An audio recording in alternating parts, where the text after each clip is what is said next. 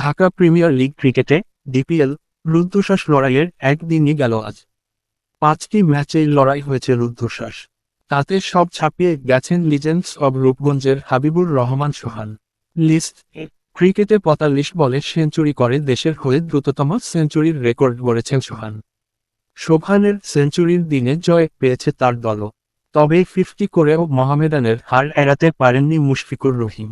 নাটকিউতা batting চালক এবং বোলারদের আধিপত্যের ম্যাচে জিতেছে Dhaka Abahani, Dhaka leopards, prime bank cricket club ও রূপগঞ্জ টাইগার্স।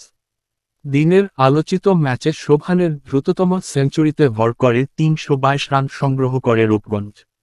ড্রেসিং রুমে ফেরার আগে 8-4 ও 13 ছক্কায় মাত্র 58 বলে 130 রানের ইনিংস খেলেছেন লেজেন্ডস অব রূপগঞ্জের 26 বছর বয়সী ওপেনার। জবাবে সাদিকুর রহমানের সেঞ্চুরির 101 পর 248 রানে গুটিয়ে যায় সিটি ক্লাব। 74 রানের জয় পায় রূপগঞ্জ। গাজী গ্রুপ ক্রিকেটার্সকে 12 রানে হারিয়েছে আবাহনী লিমিটেড। আগে ব্যাট করে 221 রান তোলে আবাহনী, জবাবে গাজী গ্রুপ 44.1 ওভারে 209 রানে অল আউট হয়ে যায়। আবাহনীর ইনিংসে গুরুত্বপূর্ণ ভূমিকা রাখেন মাহিদুল ইসলাম অঙ্কন। 112 বলে 66 রানের ধৈর্যশীল ইনিংসে তিনি ম্যাচের সেরা খেলোয়াড় হন। আরেক ম্যাচে মোহামেডান স্পোর্টিং ক্লাবকে 5 উইকেটে হারিয়েছে ঢাকা লেপার্ডস। আগে ব্যাট করে অধিনায়ক মুশফিকুর রহিমের 68 রানের ইনিংসে 8 উইকেটে 225 রান করে মোহামেডান।